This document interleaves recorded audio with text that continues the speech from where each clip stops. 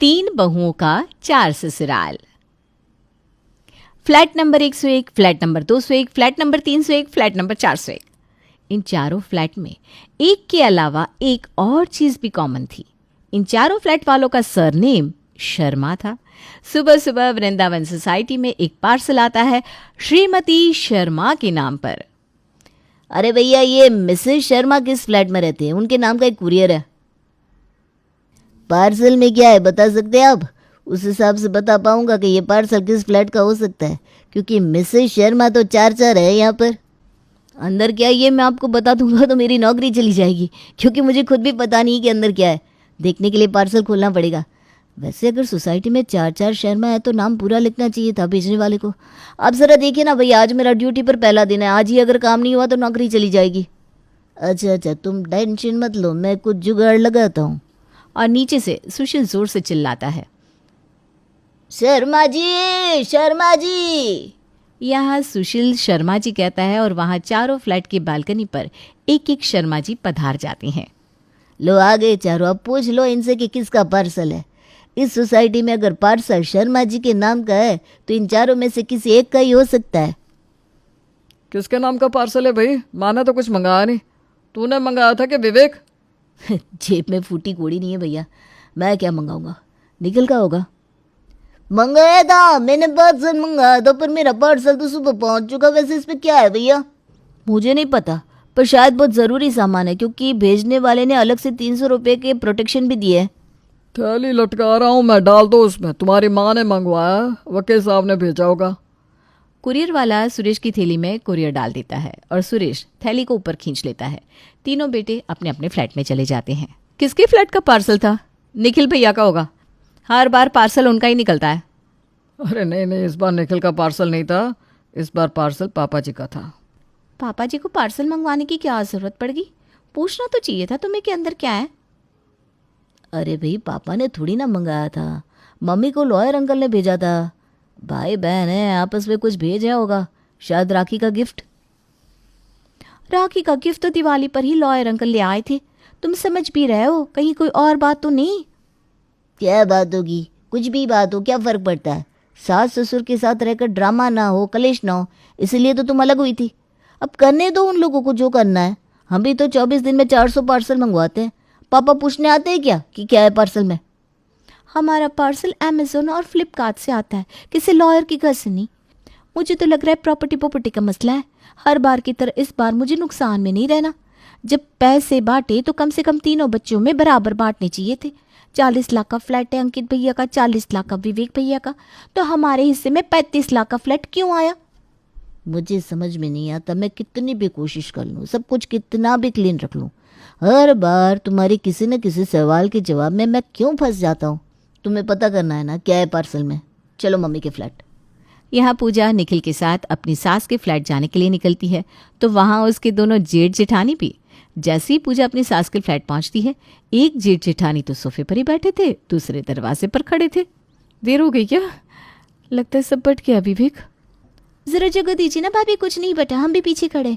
उतावली तो इतनी होती है आप, जैसे बांटने के लिए पेड़ आप ही यहाँ रख कर गई थी। मजाक मत करो पूजा, आराम से। ये तो पहले ही जमे हुए हैं यहाँ। कितने पैसे निकाल लिए फिर भी चैन नहीं है कि छोटे भाई के हिस्से में 2 पैसे आ जाए। ये बर्दाश्त नहीं होगा इन लोगों से। और करो तरफदारी अपने भाई भाभीयों की। भैया आप यहाँ कैसे आए? तो आप भी यहाँ है देवर जी। वैसे हम तो यहाँ ऐसे ही आ गए, सोचा मम्मी जी का हाल चाल पूछ लेते हैं। अभी पिछले हफ्ते ही कितनी बुरी खांसी हुई थी मुझे, नीचे से ऊपर भी नहीं आए मेरे बच्चे देखने के लिए कि मैं जिंदा हूँ या परलोक सिधार गई। मैंने तो 3 बार फ़ोन किया था मम्मी। हाँ तो लंदन रहती हूँ ना मैं, जो फ़ोन ही कर सका। तो क्यों, आने में तो फ्लाइट के लाख रुपए निकल जाते ना बेटा। वो सब छोड़िए मम्मी जी, नीचे सब पूछ रहे हैं अंकल ने क्या भेजा है आपके लिए। खुद खोल कर देख लो। लता ये कहती है कि उसकी तीनों बहुएं एक साथ पार्सल को खोलना शुरू करती हैं और डब्बे के अंदर निकलता है एक लिफाफा। हो गई शांति, एक लिफाफा है और कुछ नहीं। खत लिखकर भेजा होगा अंकल जी ने। ये पुराने ज़माने के लोगों का अलग ही स्वैग है। फ़ोन आ गया है पर खत लिखेंगे। बेकार में तुमने मेरी ऑफिस मिस करवाई अंकिता। खत नहीं है, ये कोर्ट का बनाया हुआ विल है। विल मैं पढ़ती हूँ ना। मैं लता शर्मा, वाइफ ऑफ सुरेश शर्मा, ये विल बना रही हूँ कि जो भी बहू या बेटा मेरी सेवा करेगा, मेरे जाने के बाद मेरे हिस्से का ये फ्लैट उसका होगा। 60 लाख का फ्लैट? अब मुझे अपने बेटे के फ्यूचर के लिए सोचने की ज़रूरत ही नहीं पड़ेगी। ये फ्लैट मम्मी जी से अगर मेरे हाथ में आ गया तो सीधा उसे फ्लैट दे दूंगी। बच्चों की तो लाइफ सेटल हो जाएगी, नहीं तो भाड़े पर लगा दूंगी। उस पैसे से हमारा खर्चा चल जाएगा, टेंशन ही खत्म साला। यहाँ अंकिता ये सोच रही थी, वहाँ पूजा रसोई से सरसों का तेल लाकर अपनी सास के घुटनों में लगाना शुरू भी कर देती है। इतना प्रेशर ठीक है ना मम्मी जी कि थोड़ा कम करूं? 11 बज रहे हैं और अभी तक नाश्ता नहीं किया आपने मम्मी जी? समझ आ रहा है मुझे, क्योंकि रसोई बिल्कुल ही चकाचक चिकनी पड़ी है। अभी पूरियाँ तल देती हूँ मैं और गरम गरम सब्जी भी बना देती हूँ। आराम से खाइएगा मम्मी जी। हे भगवान, ये दोनों शुरू भी हो गई। कहीं मैं मम्मी जी को इम्प्रेस करने में पीछे ना रह जाऊं। अब तो आप सब कुछ साफ साफ समझ चुके होंगे। ये था लता शर्मा का परिवार। लता के 3 बेटे थे, पर जैसे जैसे बेटों की शादी होती गई सब अपनी बेबियों के साथ सेपरेट होते गए और आखिर में लता और उसका पति सुरेश अकेले बच गए, जो अक्सर होता है। बच्चों को काबिल बनाने के बाद माँ बाप फिर वहीं पहुंच जाते हैं जहां से सब कुछ शुरू किया गया था। एक ही बिल्डिंग में होकर भी पूरा परिवार अलग था। 3 बहुओं के 4 ससुराल। चौथा ससुराल, जो कि सच में उनका ससुराल था, वहां तो तीनों जाना ही नहीं चाहती थी। और आज जैसे ही सास की विल आई तो तीनों की तीनों बहुएं अपने खुद के फ्लैट को छोड़कर अपनी सास के फ्लैट में पहुंच गई। असल में देखा जाए तो ससुराल तो यही है मम्मी जी हमारा। नीचे तो बस हम अपने पति के साथ रहते हैं, क्योंकि ऊपर जगह नहीं है ना। बोल तो ऐसे रही हो तुम जैसे करोड़पतियों के खानदान की हो। चौल से कम नहीं है तुम्हारा मोहल्ला, देखा है मैंने। मैं ही तो देखने आई थी तुम्हें। उसी वक्त मना कर दिया होता मैंने, बेचारी मम्मी जी की यह हालत नहीं होती। अरे भाई देखो, ये कौन बोल रहा है? तुम, जिसने अपनी पहली रसोई में सिर्फ 2 पूरियां बनाई थी इतने सारे लोगों के लिए, हैं? अरे भाई, भले ही बुरा कहा गया है मुझे, पर शादी के पूरे 6 महीने तक पापा मम्मी के साथ रही हूं मैं। तुम दोनों तो आते ही अलग हो गई थी। और मन साथ रहने का हो तो कोई घर छोटा नहीं होता। मैं तो मम्मी जी के साथ ही रहूंगी। अंकित जी, आप मेरा सामान ऊपर भिजवा दीजिएगा। ओह, चालू चैप्टर, ज्यादा उड़ने की जरूरत नहीं है। सब पता है मुझे क्या कर रही हो तुम सब। और मैं अपने पति के साथ खुश हूँ, कोई ज़रूरत नहीं है मेरे यहाँ आने की। आराम से जाओ, अपने पति और बच्चों का ख्याल रखो, वही बहुत है। पर अब तो एक पूरे के पूरे फ्लैट की बात थी। पूजा, अंकिता और स्नेहा पीछे तो हटती नहीं। दोपहर के वक्त पूजा अपनी सास की फेवरेट सब्जी दाल चावल के साथ बनाकर उनके फ्लैट पहुंचती है। वो मम्मी जी क्या है ना, निखिल को आज करेले की सब्जी खाने की बड़ी इच्छा हो रही थी और करेला तो पापा जी का भी फेवरेट है। तो मैं यहाँ ले आई। बैठ जाइए पापा जी, मैं खाना लगा देती हूँ। कोई ज़रूरत नहीं है बहू, मैं बना लूँगी सब कुछ। आप भी कम नहीं है लता जी। अब बहू बनाकर लाइए तो बैठकर खाइए ना। पेट को खाने से मतलब होना चाहिए, भले ही वो खाना दुश्मन के घर से क्यों ना आया हो, खा लेना चाहिए। मैं तो खाऊंगा भाई। लता और सुरेश बैठकर पेट भरकर अपनी बहू के हाथ का बनाया खाना खाते हैं। मैं बर्तन साफ कर देती हूँ मम्मी जी, और कोई ज़रूरत हो तो बताइएगा। अपने बर्तन और टिफिन लेकर पूजा वापस अपने फ्लैट लौट जाती है। शाम के ठीक 4:30 बजे अपने सास ससुर के लिए कितली में चाय लेकर वो ऊपर जाती है, जहाँ पहले से ही उसकी जेठानी स्नेहा मौजूद थी। अपनी चाय उठाइए और निकल जाइए यहाँ से भाभी। पता नहीं क्या मुझे कि किस दूध की चाय पीती हैं आप। तू कहीं कुत्ते बिल्ली के दूध की चाय तो नहीं पिला रही बहू? नहीं पापा जी, पाउडर की दूध की चाय बनाती है भाभी। क्या चाहती हैं आप, इस उम्र में मेरे सास ससुर की तबीयत खराब हो जाए, दूध का पाउडर उनके पेट में जाकर जम जाए? छी छी छी छी, आप इतना गिर जाएंगे मैंने नहीं सोचा था भाभी। आप मेरी बनाई हुई चाय पीजिए मम्मी जी। ये दूध निखिल खुद जाकर तबेले से लेकर आते हैं। दूध वाला सामने ही ताज़ा ताज़ा दूध निकाल कर देता है। वैसे ही ना, जैसे तुम सामने से ही छुरा भूंक देती हो। अरे भाई, दोनों की चाय पी लूंगा मैं, दोनों ही चाय दे दो, मुझे कोई दिक्कत नहीं है। पूजा और स्नेहा अपनी सास को खाना खिलाने तक पहुंच गई थी, पर अंकिता जरा पीछे थी। रात को अंकित अंकिता से कहता है, सिर्फ बोलो, तुम्हें करना कुछ नहीं। वहाँ स्नेहा और पूजा दिन रात लगी पड़ी है मम्मी की सेवा करने में, और तुमसे कुछ नहीं हो रहा। ऊपर के फ्लैट वाला रंजीत कह रहा था पूजा भर भर के खाना पहुँचा रही है मम्मी के यहाँ। अब दिल तो मम्मी जी का वही जीतेगी ना, क्योंकि दिल का रास्ता पेट से जाता है। बाप रे, इन्होंने ये कंपटीशन शुरू भी कर दिया। बताओ, मैं तो मम्मी पापा जी की एनिवर्सरी की प्लानिंग कर रही थी और ये लोग आज ही इन्हें इम्प्रेस करने में लग गई। जब तक एनिवर्सरी आएगी पता चला मम्मी ने इनमें से किसी एक को फ्लैट देने का मन भी बना लिया है। रात का खाना तुम बाहर जाकर खा लो और रोहन को भी खिला देना। मैं जा रही हूँ अपने सास ससुर के पास। और गर्मा गर्म पूरियाँ और आलू की सब्जी बनाकर अंकिता अपने सास ससुर के पास पहुंचती है, जहाँ उसकी दोनों देवरानियां पहले ही मौजूद थी। हे भगवान, पूरा दिन तो मम्मी जी से चिपकी बैठी हुई है ये दोनों, रात को भी आ गई। मज़ा आ गया। आज तो पनीर की सब्जी, नान, खीर, रायता, चावल, दाल पहले ही थे और अब ये पूरी और आलू की सब्जी भी आ गई। तुम भी ले आओ बहू, तुम भी ले आओ। तीनों बहुओं के हाथ का खाना खाऊंगा मैं। कितना अच्छा लग रहा है, मेरी तीनों बहुएं मेरे साथ है। पोते पोतियाँ बेटे भी यही होते, तब लगता भरा पूरा परिवार। मैं तो इन्हें बोल कर ही आई हूँ मम्मी जी, ये बस ऊपर आ ही रहे हैं।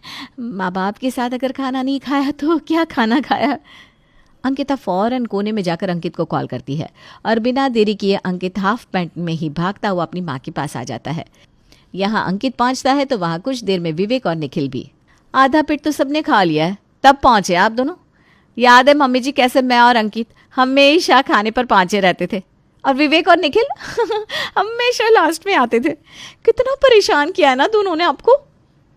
खाने के वक्त भी चुगलियों से बाज नहीं आ रही आप भाभी, खाने पर फोकस कीजिए ना।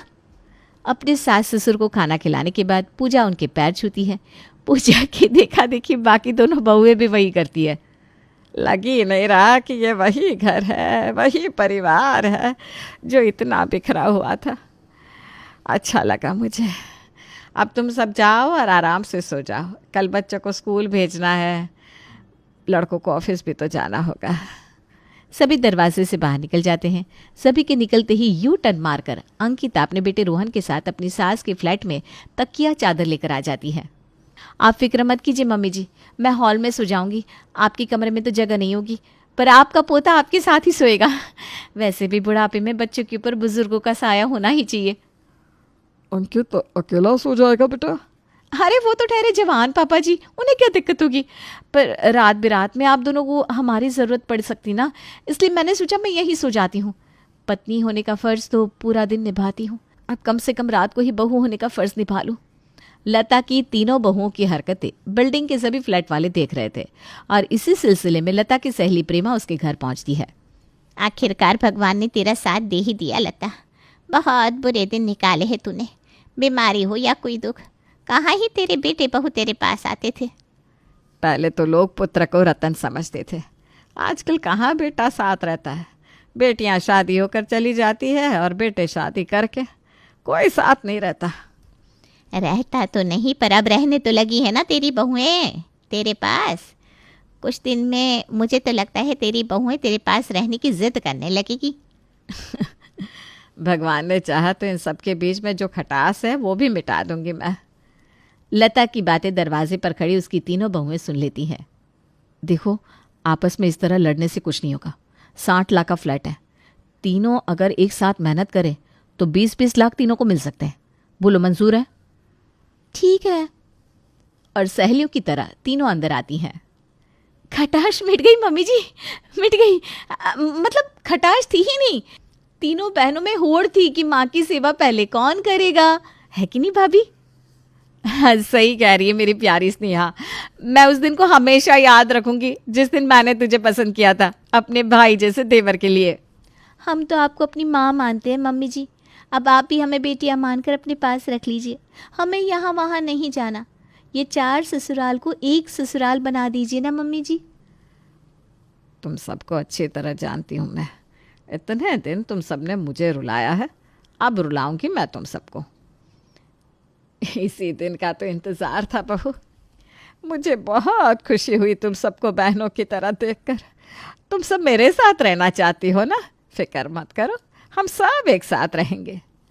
रात को अकेले में लता अंकिता के फ्लैट में जाकर उससे कहती है, मेरा मन सब कुछ तेरे नाम करने का है अंकिता, पर तू भी देख रही है कि मेरी बाकी दोनों बहुएं भी पूरी मेहनत कर रही है मुझे खुश करने की।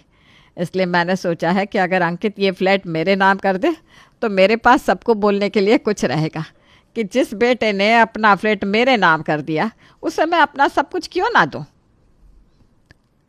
आप कल ही लॉयर अंकल को बुला लीजिए मम्मी, मैं आपको ट्रांसफ़र कर देता हूँ ये फ्लैट। घूम फिर कर दोनों फ्लैट वापस आपको मेरे नाम ही तो करना है, क्या फ़र्क पड़ता है। यही बात लता अपनी बाकी दोनों बहुओं को भी कहती है और तीनों फ्लैट को अपने नाम करवा लेती है। एक हफ्ता और फिर मम्मी जी सभी के सामने अपने फ्लैट को हमारे नाम कर देगी और हमारा फ्लैट तो उन्हें हमारे नाम करना ही होगा। पूरे 1 करोड़ की प्रॉपर्टी होगी हमारे पास, विवेक, पूरे 1 करोड़ की। और वहाँ वो दोनों तितलियाँ सोच रही है कि मैं उनके साथ मिलकर मम्मी जी को इम्प्रेस करूंगी। पागल हूँ क्या मैं? खुशी तो मुझे भी बहुत है स्नेहा, और ये सब तुम्हारे कारण हुआ है। आखिरकार तुमने मम्मी का दिल जीत ही लिया। पर 1 हफ्ते बाद आते हैं खरीदार, क्योंकि लता ने चारों ही फ्लैट बेच दिए थे और चारों फ्लैट बेचकर लता ले लेती है एक बड़ा सा घर। ये क्या किया मम्मी जी आपने धोखा दिया हमें। धोखा तो हमारे बेटों ने हमें दिया, तुम लोगों के कहने पर। जिन बच्चों को हमने पढ़ाया लिखाया काबिल बनाया, उन बेटों ने बहला फुसला कर हमसे पैसे लिए और फ्लैट खरीद कर हमसे अलग हो गए। तो वही काम हमने कर दिया तो बुरा किया क्या? वैसे भी तुम तीनों कुछ दिन पहले अपनी सास के पास रहने के लिए बेताब हुई जा रही थी, तो रहो अब अपनी सासू माँ के पास। ये घर तो 1 करोड़ का ही पड़ा जी, बाकी 1 करोड़ तो अभी भी मेरे बैंक अकाउंट में है। वो तो उसे ही मिलेंगे जो बहू मेरी सेवा करेगी। फंस गए।